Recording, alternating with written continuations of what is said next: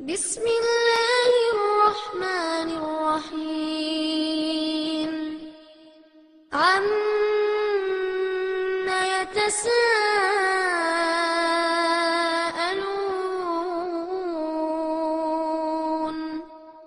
عن النبأ العظيم الذي هم فيه مختلفون كلا سيعلمون ثم كلا سيعلمون ألم نجعل الأرض مهادا والجبال أوتادا وخلقناكم أزواجا وجعلنا نومكم سباتا وجعلنا الليل لباسا وجعلنا النهار معاشا. அஸ்ஸலாமு அலைக்கும் வரஹ்மத்துல்லாஹி வபரகாத்துஹு. அல்ஹம்துலில்லாஹ். தமிழ்நாடு தவ்ஹீத் ஜமாஅத் மதுரை கிளை 2 சார்பாக நடக்கும் முஹம்மது ரசூலுல்லாஹ் விளக்க பொதுக்கூட்டம் இப்போது ஆரம்பமாகிறது. முதலாவதாக நமது ஊர் பேச்சாளர் பத்ருத்தீன் அவர்கள் மாமனிதர் முஹம்மது ரசூலுல்லாஹ் என்ற தலைப்பில் உரையாற்றுவார்கள். அஸ்ஸலாமு அலைக்கும். அஸ்ஸலாமு அலைக்கும் வரஹ்மத்துல்லாஹி வபரகாத்துஹு.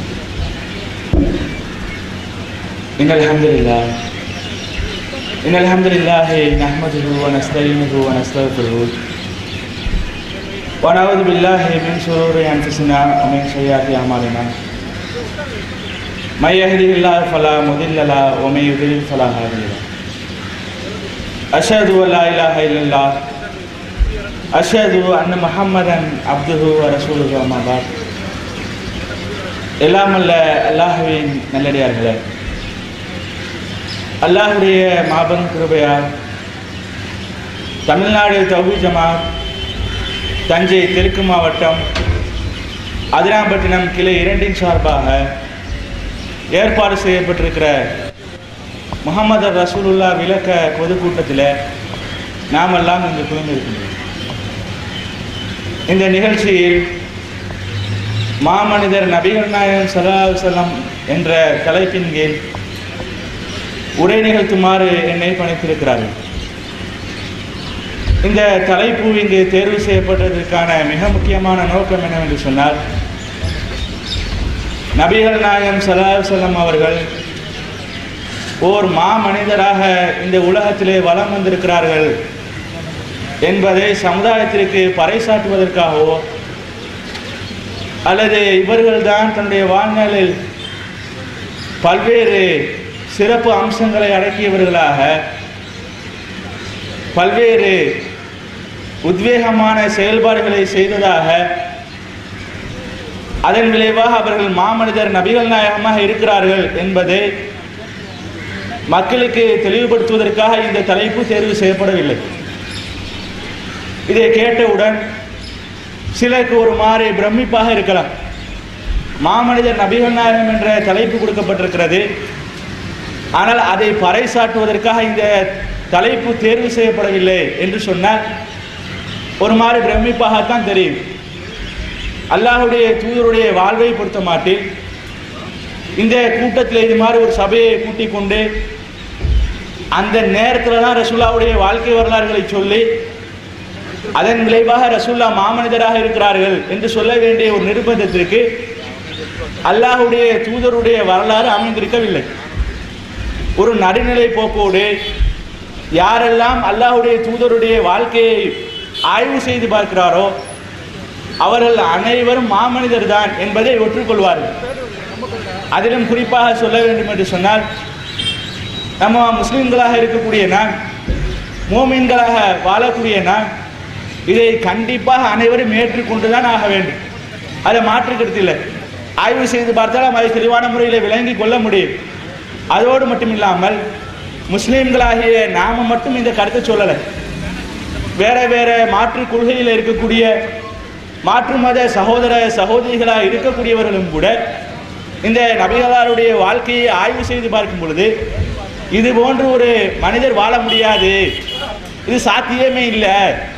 அப்ப இது போன்று வாழ்ந்திருக்கிறாங்கன்னு சொன்ன அவங்க ஒரு சிறந்த மாமனிதராகத்தான் இருக்க முடியும் என்பதை அனைவரும் ஒற்றுக்கொள்வார்கள்.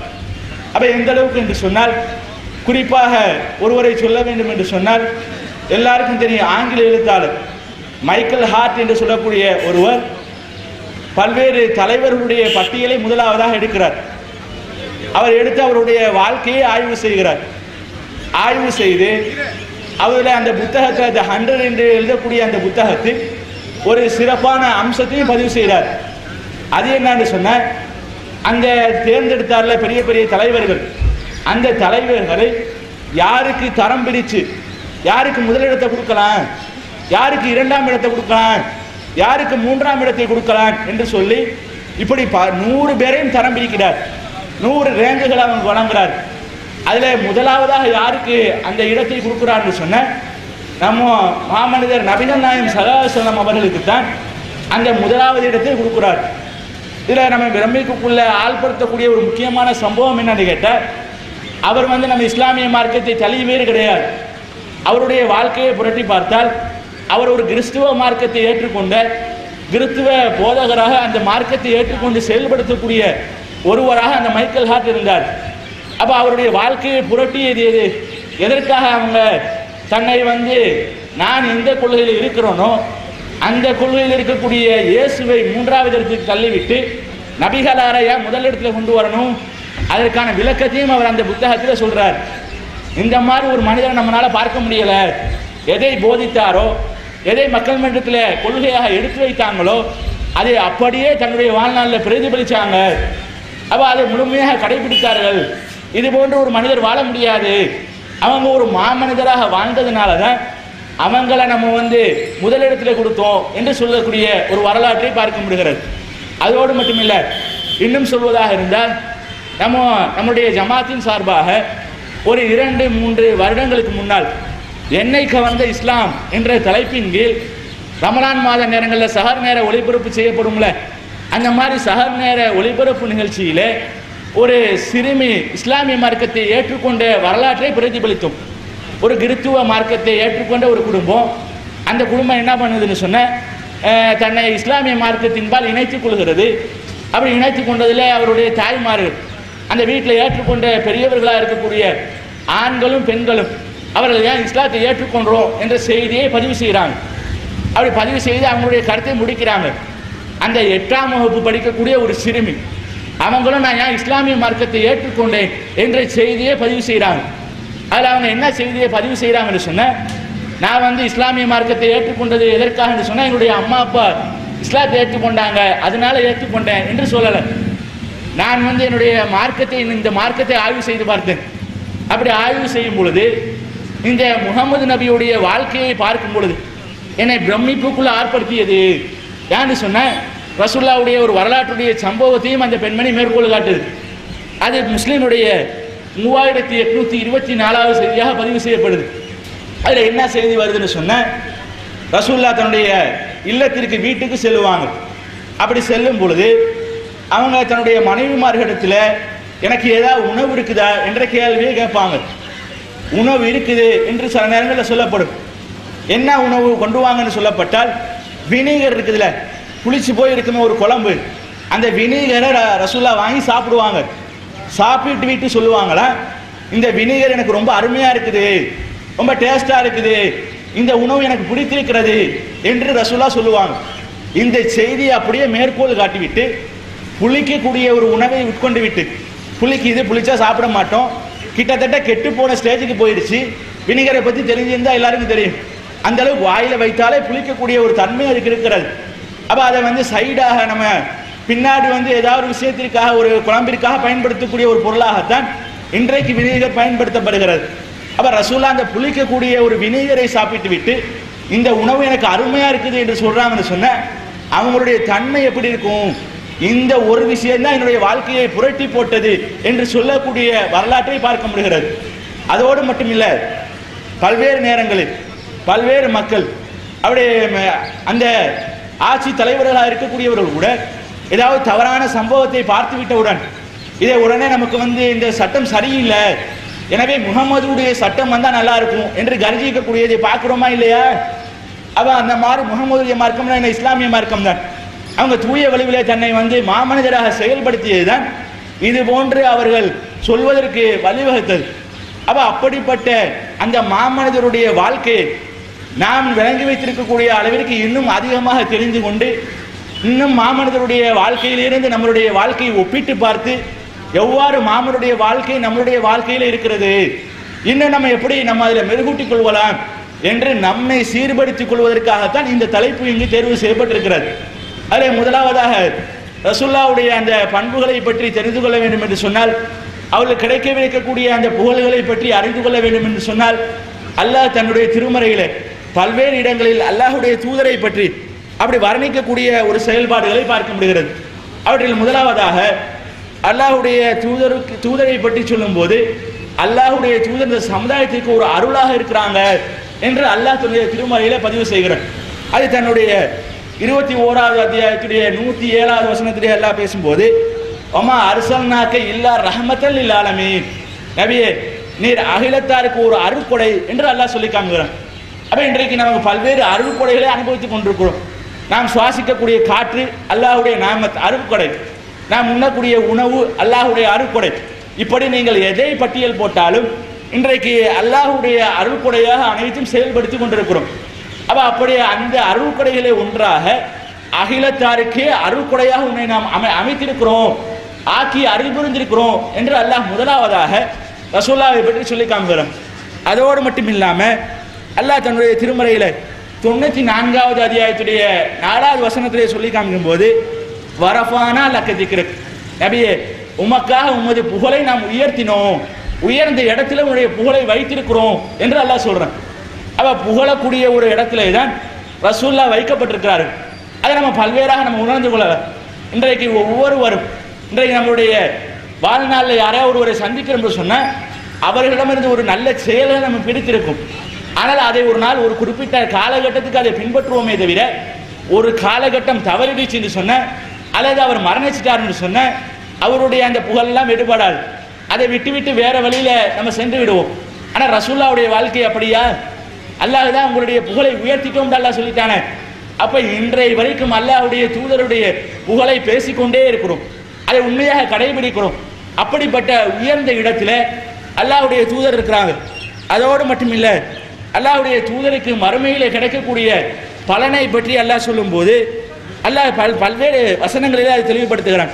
17வது அத்தியாயத்துடைய 79வது வசனத்திலே அல்லாஹ் சொல்கிறான், ஐ எபுஅஸ்ஸிக ரப்புக மகாமம் மஹ்மூதா, நபியே நாம் உண்மை புகழப்பட்ட ஒரு இடத்துல உண்மை எழுப்பக்கூடும்.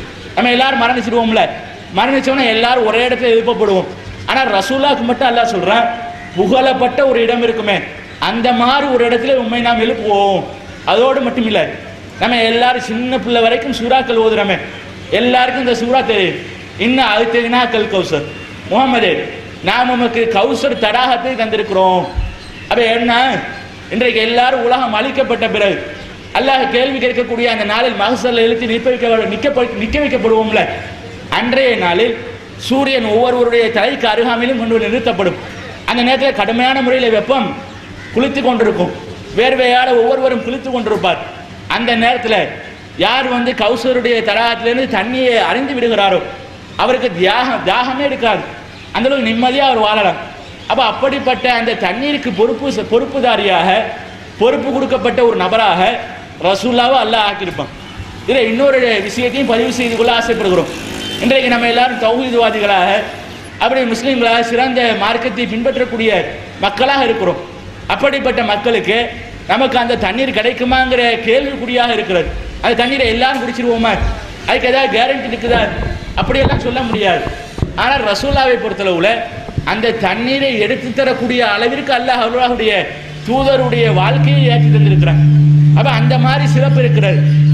அதோடு மட்டும் இல்லை, இன்னும் சொல்வதாக இருந்தால் அல்லாஹ்வுடைய தூதரை பற்றி சொல்லும் போது அந்நபியு அவுலா பில் முஃமினீன மின் அன்ஃபுஸிஹிம், இறை நம்பிக்கையாளர்களே உங்கள் ஒவ்வொருவருக்கும் இந்த தூதர் தான் முன்னுரிமை பெற்றவர்.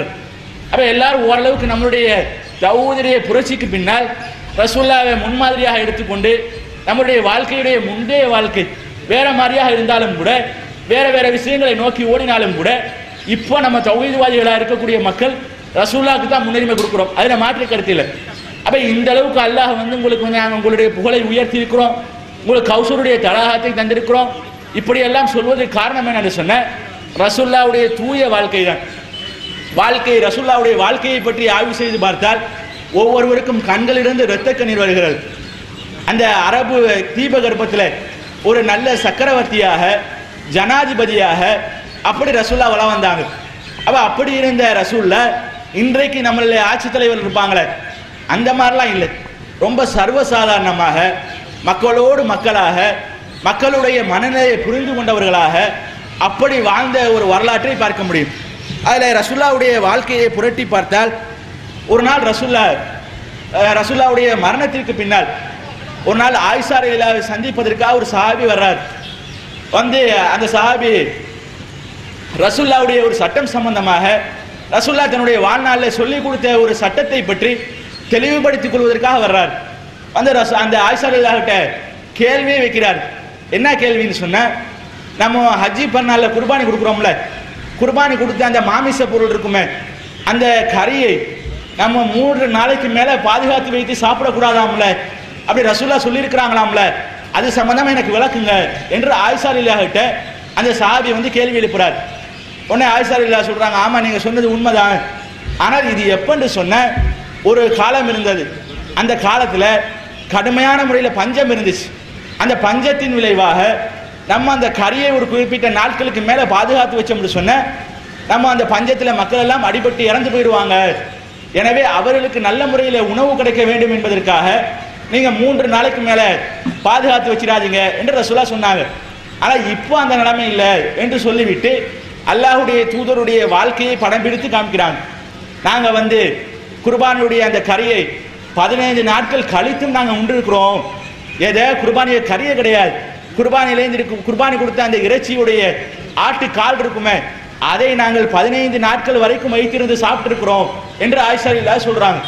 இதை கேட்ட உடனே அந்த சஹாபிக்கு ஆச்சரியமாயிருச்சு. என்ன நீங்க வந்து என்ன சொல்றீங்க, இந்த மாதிரி 15 நாட்கள் வைத்து சாப்பிட்ற அளவுக்கு உங்களுக்கு என்ன நேர்ந்தது, எதற்காக 15 நாள் வச்சு சாப்பிடணும் என்று கேள்வி எழுப்புறாங்க. உடனே ஆயிஷா ரலியல்லாஹு சிரித்து கொண்டே சொல்றாங்க, ஆமா நீங்க சொல்ற உண்மைதான் என்று சிரித்து கொண்டே எங்களில் நாங்கள் வந்து நல்ல அழகிய முறையில் ஒரு குழம்பை வைத்து கொண்டு அதற்கான ரொட்டியை நாங்கள் தயார் செய்து 3 நாளைக்கு மேலே நாங்கள் வயிறார சாப்பிட்டது கிடையாது. இதை நினைச்சு பாருங்க, இன்றைக்கு வயிறார சாப்பிடக்கூடிய ஒரு நிலைமையை பார்க்கும் பொழுது உப்பு சரியில்லை அதற்காக பிடிக்கலாங்கிறாங்க. வேற ஏதோ ஒரு கல் கிடந்துச்சுன்னா அதுக்கு ஒரு மாதிரி ஆகிறது. ஆனால் மாமனிதருடைய வாழ்க்கை எப்படி இருந்திருக்கிறது, ஒரு 3 நாட்கள் தொடர்ச்சியாக வயிறார சாப்பிட்டது கிடையாது. சில நேரங்களில் உணவு இருக்குதா என்று கேள்வி எழுப்புவாங்க. ஆனால் உணவே இல்லை என்று சொல்லும்போது நான் நோன்பு இருந்துக்கிறேன் அப்படின்ட்டுருவாங்க. அப்போ இந்த அளவுக்கு தான் ரசூலுல்லாஹ்வுடைய வாழ்க்கை தரம் இருந்திருக்கிறது. அதோடு மட்டுமில்லை, ரசூலுல்லாஹ்வுடைய ஆடை முறைகளை எடுத்துக்கொண்டால் அவர்கள் ஏதோ சுகபோகமான ஆடைகளை அணிந்து கொண்டு அப்படி சுகபோகமாக வளம் வந்தார்கள் என்றும் அப்படியும் பார்க்க முடியலை. அப்போ எந்த அளவுக்குன்னு சொன்ன இன்றைக்கு இந்த சபையில் நம்ம எல்லாம் எத்தனை ஆடை வைத்திருக்கிறோம் என்று கேள்வி வைத்தால் பல பேருக்கு எத்தனை ஆடை வச்சிருக்கிறோம்னே தெரியாது. என்ற அளவுக்குலாம் நம்மள்ட்ட ஆடை இல்லை. அல்லாஹ்வுடைய அருளால் பல்வேறு ஆடைகளை வச்சிருக்கிறோம். அதில் ஆண்களை எடுத்துக்கொண்டால் பேண்ட் அதோடைய ரகம் தானே, கைலியா அதோடைய ரகம் தானே, நம்ம சட்டையா அதில் ஒரு பல்வேறு டிசைனாக பல்வேறு விஷயங்கள்ல அது ஒரு தனியாக பட்டியல் நீளுகிறது. பெண்களை எடுத்துக்கொண்டால் சொல்லவே வேண்டியதில்லை. அப்போ வீட்டில் இருக்கிறதுக்கு ஒரு உபரியான ஆடை அதில் ஒரு தரம், வெளியில் போவதற்காக வேண்டியான ஆடைகள் அதில் ஒரு தனியான ரகங்கள், இப்படி நம்ம சுகபோகமான வாழ்க்கையை அனுபவித்துக் கொண்டிருக்கிறோம். ஆனால் அல்லாஹ்வுடைய தூதருடைய வாழ்க்கையை பார்க்கும் பொழுது ரொம்ப எளிமையாக 2 தோள்களில் தன்னுடைய துண்டை போட்டுக் கொள்வார்கள். அதுதான் அவங்களுடைய ஆடை. ஒரு போர்வை எடுப்பாங்க, போர்வை எடுத்து 2 முனைகளையும் வைத்து 2 தோள்களிலே போட்டுக் கொள்வார்கள். அதுதான் அவருடைய ஆடையாக இருந்தது. எந்த அளவுக்குன்னு சொன்ன ரசூலுல்லாஹ் மரண தருவாயில ஆயிஷா ரலியல்லாஹு சொல்றாங்க, அவர்கள் இடுப்புக்கு ஒரு கைலி போன்ற ஒரு போர்வையை மணித்துக் கொள்வார்கள், தன்னுடைய தோளில் ஒரு போர்வையை போட்டுக் கொள்வார்கள். இதுதான் அவங்களுடைய ஆடையா இருந்துச்சு. தொழுவும் பொழுது அல்லாஹ்வுடைய தூதர் தொழுகையிலே நின்று தக்பீர் கேட்டு ருக்கு செய்யும் பொழுது, அல்லாஹ்விடத்திலே மலைக்காக வேண்டி துவா செய்யும் பொழுது ரசூலுல்லாஹ்வுடைய அக்குல் பகுதியை நாங்கள் பார்த்திருக்கிறோம் என்று ஹதீஸ்களிலே வர்ணிக்கக்கூடிய அளவிற்கு அப்படி ரசூலுல்லாஹ்வுடைய ஆடை இருந்திருக்கிறது. இந்த இடத்திலே ஒரு முக்கியமான செய்தியை பதிவு வைக்க ஆசைப்படுகிறோம். இன்றைக்கு நம்முடைய ஊர்களை எடுத்துக்கொண்டால் அல்ல இன்னும் பல சில ஊர்களை எடுத்துக்கொண்டால் இன்றைக்கு மதரசாக்களிலே பள்ளியில் ஓதக்கூடிய அந்த மக்தப் மதரசா இருக்குதுல்ல, அங்கே எல்லாம் ஓதக்கூடிய பிள்ளைகளுக்கு நாங்கள் யூனிஃபார்ம் அணிவிக்க போகிறோம் என்ற பெயரில் நீங்கள் ஜிப்பாவை அணிஞ்சிக்கிட்டு வாங்க, அதுதான் சுன்னத்து, அது மாதிரி நீ அணியலாண்டா வர வேண்டியதில்லை என்கிற அளவிற்கு அதை சுன்னத்து மாதிரி ஒரு மாயை ஏற்படுத்துகிறாங்க. ரசூலுல்லாஹ்வுடைய காலத்தில் ஆடையே இல்லையப்பா, எங்கேருந்து வந்துச்சு? அப்போ எங்கே சுன்னத்து? அப்போ இதையெல்லாம் விளங்காமல் ஒருவருக்கு ஆடை பிடிக்குது போட்டுக்கொள்ள வேண்டியதுதான். ஆனால் இல்லை இது சுன்னத்துன்னு சொன்ன அப்போ அது மாதிரி தான ரீதியாக உன்னை அறிவிக்கக்கூடிய ஒரு சூழ்நிலைகள் இருக்கிறது. அதோடு மட்டுமில்லை, ரசூலுல்லாஹ்வுக்கு மட்டுமில்லை, சஹாபாக்களுக்கு சரியான ஆடைகள் இல்லையே.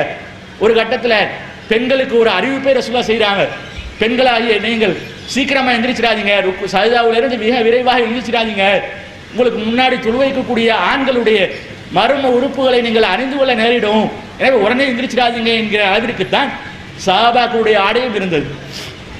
அப்போ இதையெல்லாம் சிந்திக்காமல் சர்வசாதாரணமாக அப்படி தன்னுடைய போக்கிற்கு வாழக்கூடிய ஒரு சூழ்நிலையை பார்க்கிறோம். அதோடு மட்டும் இல்லாமல் மக்களோடு மக்களாக ரசூலுல்லாஹ் எப்படியெல்லாம் வலம் வந்திருக்கிறாங்கன்னு சொன்ன, இன்றைக்கு ஒரு சின்ன பொறுப்பு கிடைத்து விட்டாலே நம்மளுடைய கால் தரையில் நிற்க மாட்டாங்க. யாராவது ஒருத்தவங்க சின்னதாக ஏதாவது புகழ்ந்துட்டான்னு வச்சுக்கோங்க, முடிஞ்சு போச்சு, அவ்வளோதான். என்ன நம்மளை மாதிரி முடியுமா, இதான் சாத்தியமா, என்னால் தான் முடியும் என்று காலரை தூக்கக்கூடிய ஒரு வரலாற்றை தான் இன்றைக்கு பார்க்கிறோம். ஆனால் ரசூலுல்லாஹ்வை பொறுத்தளவில் ஒரு சஹாபி ரசூலுல்லாஹ்வை பார்ப்பதற்காக வர்றார், வந்தால் ரசூலுல்லாஹ்வை அளவுக்கு அதிகமாக புகழ்றார். சிறப்புக்குரியவருக்கெல்லாம் சிறப்புக்குரியவர் நீங்கள் தான், நீங்கள் சிறந்த மகனாக இருக்கிறீங்க, ஒரு தந்தையுடைய சிறந்த மகன் நீங்கள் தான் என்று அப்படி பல்வேறு வார்த்தைகளை சொல்லி புகழ்றார். இதை கேட்டவன ரசூலுல்லாஹ் இன்னும் புகழுங்க. அப்படியா? இன்றைக்கு பல பேரை பார்த்தோம்னு சொன்னால் மேடையில் புகழப்படும், புகழ்வதற்குண்டே ஒரு மேடை. அப்போ இன்றைக்கு ரசூலுல்லாஹ்வுடைய புகழ் என்று இங்கே மேடை போட்டிருக்கிறோம், இங்கே யாராவது புகழ் பாடுறது இருக்குதா? அப்போ அப்படித்தான் நம்முடைய செயல்பாடுகளை அமைத்திருக்கிறோம். ஆனால் பல்வேறு மேடைகளில் யாரப்பா நீ யாரையா உன்னை புகழ வேண்டியது, அவர் இவரை புகழாதீங்க என்ற பேச்சுக்கு சொல்லக்கூடிய ஒரு வரலாற்றை பார்க்கிறோம். ரசூலுல்லாஹ் கடுமையான முறையில் தன்னுடைய முகங்கள் சேர்க்கக்கூடிய அளவிற்கு அந்த சஹாபியிடத்தில் பேசுகிறாங்க, ஏன்பா நீ அல்லாஹ்வுக்கு அஞ்சிக்கோ, இத்தக்குள்ளா அல்லாஹ்வுக்கு பயந்துக்கோ, இப்படியெல்லாம் புகழக்கூடாது, அல்லாஹ் மட்டும்தான் புகழுக்குரியவன் என்று சொல்லக்கூடிய ஒரு வரலாற்றை பார்க்கப்படுகிறது. அதோடு மட்டுமில்லை, ஒரு நாள் ஆட்சித் தலைவர் ரசூலுல்லாஹ் பொறுப்பேற்ற பிறகு அப்படி ஆட்சி தலைவராக வீதியிலே வலம் வர்றாங்க. அப்படி வரும் பொழுது ஒரு இளைஞர் அவர் என்ன பண்ணுறான்னு சொன்னால் ஆடை உடுத்தி கொண்டிருக்கிறார். ஒரு ஆடு குர்பானி கொடுப்பதற்காகவோ அல்லது வேறு எதற்காக தன்னுடைய தேவைக்காக வேண்டியோ அப்படி அந்த ஆட்டை அறுத்து மரணித்த அந்த ஒரு ஆட்டை அவர் கையால் உடிச்சிக்கிட்டு இருக்கிறார், உடிக்க தெரியாமல் உடிச்சிக்கிட்டு இருக்கிறார்.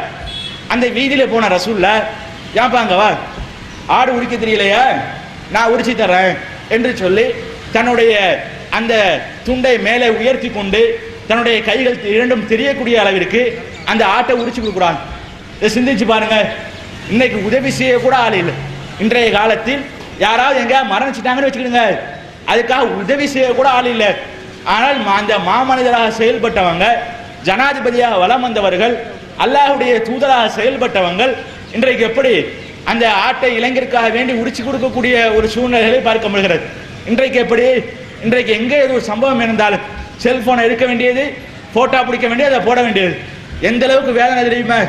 இன்றைக்கு நம்மளுடைய ஆட்சியாளர்களுடைய நிலை சரியில்லாத காரணத்தினால் ஆட்சியாளர்கள் கடுமையான முறையில் மக்கள் மன்றத்தில் எந்த ஒரு விழிப்புணர்வும் இல்லாமல் ஏனோ தானம் என்றது அறிவிப்பதன் விளைவாக மக்கள் எல்லாம் கூட்டம் கூட்டமாக செத்து மடிந்து கொண்டிருக்கிறார்கள். நேற்றைய தினம் வந்த ஒரு போஸ்ட், அதில் என்னன்னு சொன்ன, ஒரு மாநிலத்தில் ஒருவர் இறந்து கிடக்கிறார்.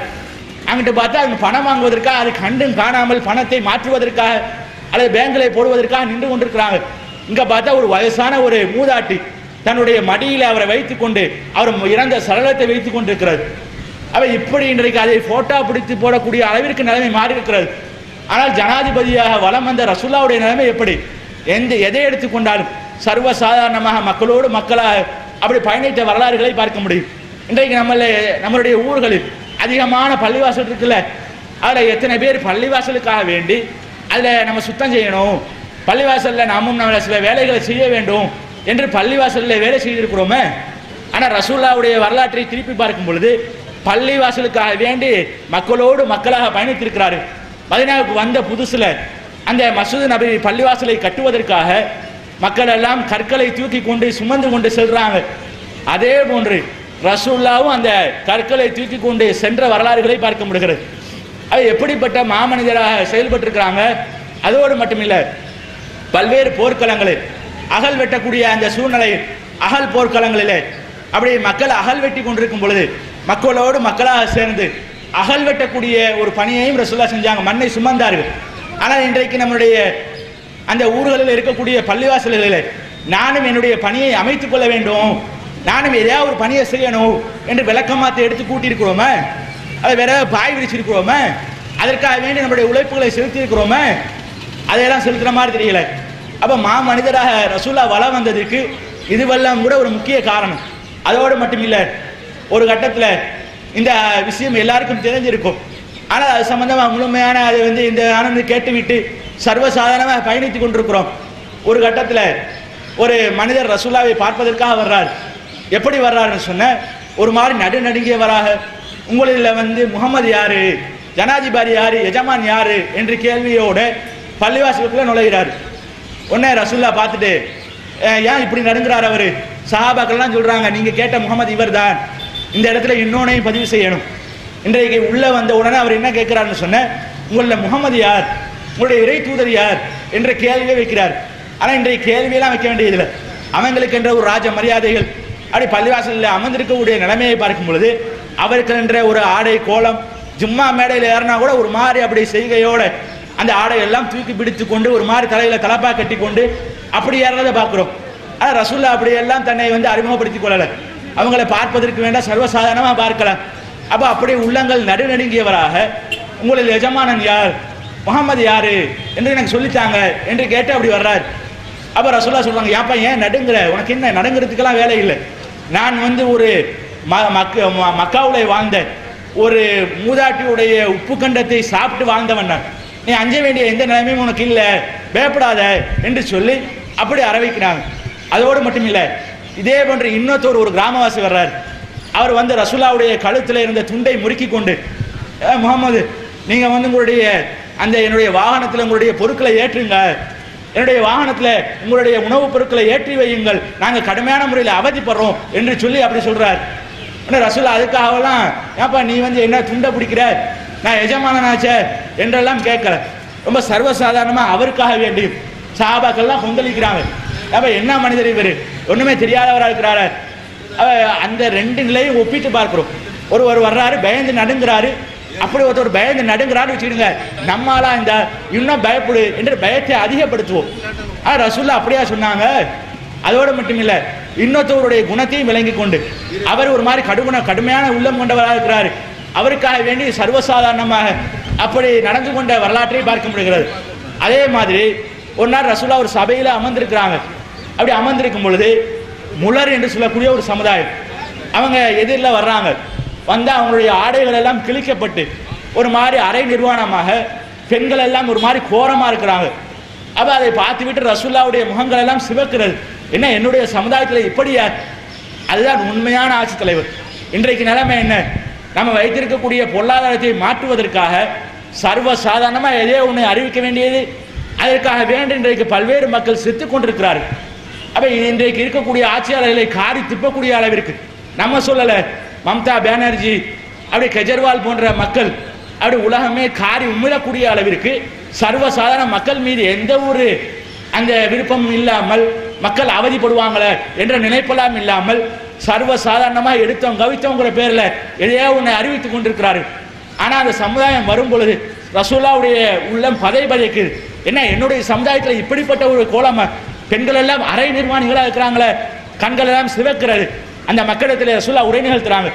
அதே போன்று இன்றைக்கு வாழக்கூடிய ஆட்சித் தலைவர்கள் எந்த ஒரு பொறுப்பும் இல்லாமல் அல்லது உயர் இடத்தில் இருக்கக்கூடிய அந்த இடத்திலே பதிவு வைக்கக்கூடிய யாராக இருந்தாலும் மக்கள் மன்றத்தில் அவர்களை பற்றியான எந்த ஒரு அறிவும் இல்லாமல், மக்களை பற்றியான நினைப்பே இல்லாமல் சர்வசாதாரணமாக வாழக்கூடிய நிலைமை இன்றைக்கு பார்க்கிறோம். அப்போ அந்த முலர் சமுதாயம் வருவதை பார்த்துவிட்டு நபி ஸல்லல்லாஹு அலைஹி வஸல்லம் அவர்களுடைய உள்ளம் பதைக்கிறது. என்னுடைய சமுதாயத்தில் இப்படிப்பட்ட ஒரு சூழ்நிலையா, இப்படிப்பட்ட கோர பஞ்சமா என்று சொல்லி அப்படி கண்கள் சிவக்க ரசூலுல்லாஹ் மக்கள் மன்றத்தில் உரை நிகழ்த்துறாங்க. இந்த சமுதாயத்திற்காக வேண்டி உங்களுடைய பொருளாதாரங்களை வாரி வழங்குங்க. மக்கள் எல்லாம் பார்த்தா யாருமே எந்திரிக்கல. ஆனால் அந்த நேரத்தை பொறுத்தளவுல அன்றைய நிலையில் யாருக்குமே சரியான முறையில் பொருளாதாரம் இல்லை. ரசூல்லா கேட்டாங்கன்னா வாரி வணங்கக்கூடிய சமுதாயம். ஆனால் அந்த நேரத்தில் யாருக்குமே கொடுக்கல. ரசூல்லா இன்னும் கடுமையான முறையில் ஜும்மாவுடைய மேடையில் ஏறி நின்று இந்த அல்லாஹ்விற்கு அஞ்சி கொள்ளுங்கள், இத்தக்குள்ள அல்லாஹ்வுக்கு பயப்படுங்க, இந்த மக்களுக்காக வேண்டி அதிகமான முறையில் உங்களுடைய பொருளாதாரங்களை கொடுங்க என்று சொன்னவுடன் ஒரு பெரிய போர் குவியக்கூடிய அளவிற்கு அந்த பொருளாதாரத்தை மக்கள் கொடுக்குறாங்க. அதன் விளைவாக அந்த பொருளாதாரத்தை அந்த மக்கள் மன்றத்தில் சிரித்த முகத்தோடு சந்தோஷத்தோடு அப்படி இதை பெற்றுக்கொள்ளுங்கள் என்ற குறித்த வரலாறை பார்க்க முடிகிறது. அதோடு மட்டுமில்லை, ரசூலுல்லாஹ் எந்த விதத்திலும் தனக்கு புகழ் வேண்டும், யாராவது புகழ் பாடணும், நமக்கு பின்னாடி 4 பேர் வந்துக்கிட்டே இருக்கணும் என்றெல்லாம் ஆசைப்பட்டது கிடையாது. ஆனால் இன்றைக்கு நிலைமை என்ன தெரியுமா? இன்றைக்கு நிலைமை என்னன்னு சொன்ன, யாராவது ஒரு புகழ் பாட வேண்டும், அல்லது யாருடைய உதவியாவது நாடி வாழ வேண்டும் என்கிற அளவிற்கு இன்றைய ஆலிம்களுடைய நிலைமை தள்ளப்பட்டிருக்கிறதா இல்லை? இன்னும் எந்த அளவுக்குன்னு சொன்ன, ரசூலுல்லாஹ்வுடைய அந்த வரலாறை எடுத்துக்கொண்டால், நபி ஸல்லல்லாஹு அலைஹி வஸல்லம் அவர்கள் ஏதாவது சபைக்குள்ளே வந்தால் அவர்கள் ஒரு எச்சரிக்கையை செய்வாங்க, எனக்காக வேண்டி யாரும் எந்திரிக்க வேணாம், எனக்காக யாரும் எந்திரிச்சிடாதீங்க. நான் எந்த அளவுக்குன்னு சொன்னால் அதுக்கு ஒரு வழிமுறையும் ரசூலுல்லாஹ் சொல்கிறாங்க. தனக்கு புகழ் வேண்டும் என்பதற்காக யார் தன்னைக்காக வேண்டி எந்திரிக்க நிற்க வேண்டும் என்று ஆசைப்படுகிறாரோ அவர் தன்னுடைய இருப்பிடத்தை நரமாக்கி கொள்ளட்டும், யாரும் தனக்காக வேண்டி எந்திரிக்க கூடாது என்று ரசூலுல்லாஹ் சொன்னாங்க. ஆனால் இன்றைக்கு நிலைமை என்ன? இன்றைக்கு இத்தனை மக்கள் ஏகத்துவத்தில் இணைந்திருக்கிறோம் என்று சொன்னால் அதோடைய ஒரு பங்கு இதை மாதிரி ஆலயங்கள் ஒரு மாதிரி தவறான முறையில் இந்த உலகத்திற்கு காமித்தது தான் காரணம். எந்த அளவுக்குன்னு சொன்ன, இங்கே தான் இருக்குது பக்கத்தில் இந்த ஜாவியா இருக்குது, அதனுடைய செயல்பாடு என்ன? அதையெல்லாம் ஒரு காலத்தில் கலந்து கொண்டவர்கள் தான் இந்த சபையில் கூட்டமாக குழுவி இருக்கிறோம். அதில் என்ன நடக்கும்? அங்கே ஒருத்தர் வருவார், அப்படியே கேரளாவில் இந்த இறக்குமதி செய்யப்பட்டிருக்கிறார்ல அவர் வருவார், அவருக்காக வேண்டி மக்கள் எல்லாம் எந்திரித்து நிற்பார்கள். இதில் இந்த இடத்துல ஒன்று பதிவு செய்கிறோம், ஒரு மாணவர்கள் அவருடைய அந்த ஆசை பாசைகளுக்காக வேண்டி எந்திரிச்சு நிற்கிறாங்கன்னு வச்சுக்கிடுங்க. ஒரு ஆசிரியர் என்ன சொல்லணும்? அப்போ எனக்காக எந்திரிச்சு நிற்க வேண்டியதில்லை, எந்திரிச்சு நிற்கக்கூடாது என்று தடுத்திருக்கணுமா இல்லையா?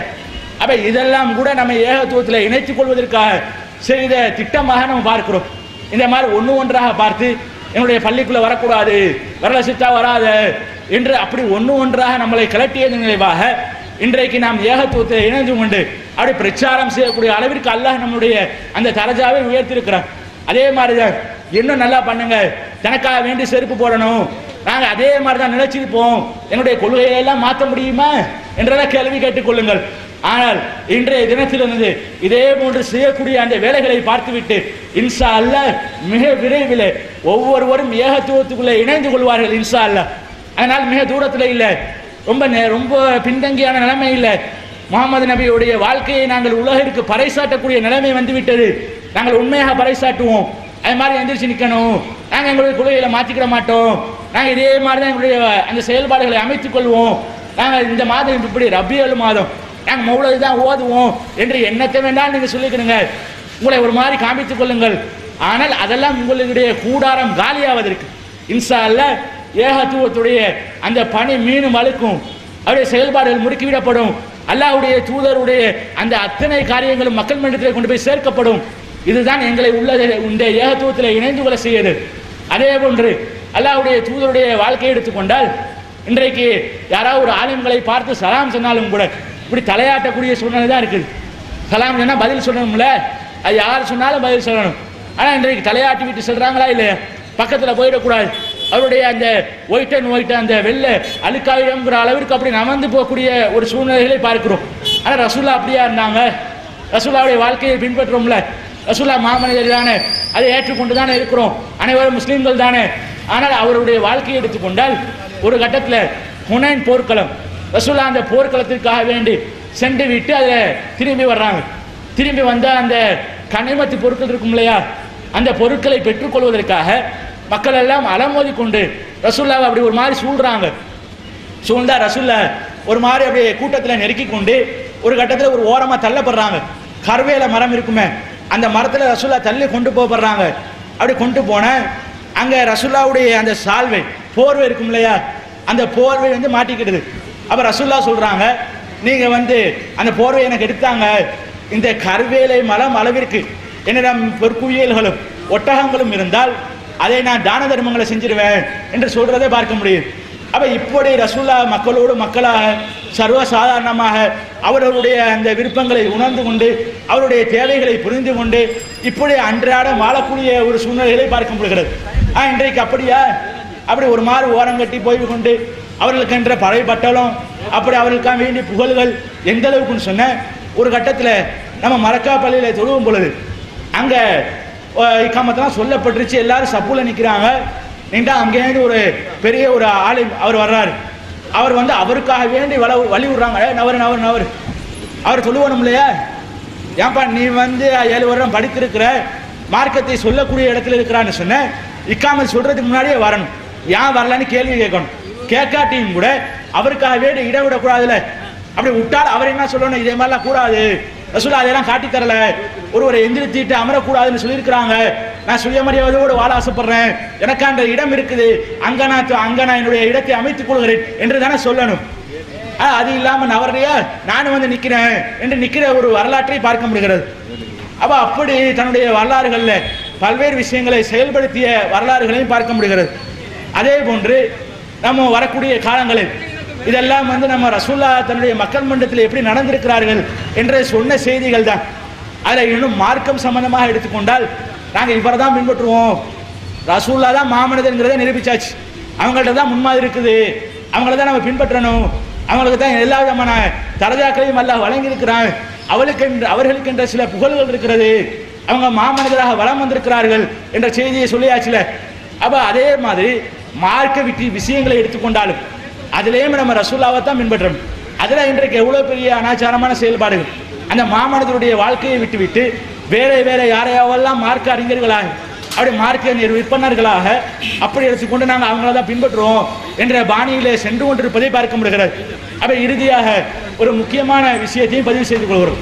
நம்ம எப்படி லா இலாஹா இல்லல்லாஹ் முஹம்மது ரசூலுல்லாஹ் என்ற கலிமாவுடைய முதல் பகுதியை எடுத்துக்கொண்டு வீரியமான முறையில் கடுமையான முறையில் அல்லாஹ்வுக்கு இணை துணை இல்லை, இன்னல்லாஹ் அலா குல்லி ஷைஇன் கதீர், அல்லாஹ்வுக்கு தான் அனைத்து விதமான ஆற்றலும் இருக்கிறது என்று அந்த விஷயத்தை பதிவு செய்தோமோ, அதே போன்று முஹம்மது நபி ஸல்லல்லாஹு அலைஹி வஸல்லம் அவர்கள் அல்லாஹ்வுடைய தூதராகவும் அடியாராகவும் இருக்கிறாங்க, அவங்கள தான் நம்முடைய வாழ்க்கையுடைய முன்மாதிரியாக எடுத்துக்கொள்ள வேண்டும் என்ற அந்த செயல்பாடுகளை பறைசாற்றுவதற்காக நம்முடைய மாவட்டத்தின் சார்பாக ஏப்ரல் 9ஆம் தேதி அந்த மாபெரும் முஹம்மது ரசூலுல்லாஹ் மாநாடு நடைபெறும். அதிலே நம்ம வீரியமான முறையில் செயல்படணும்.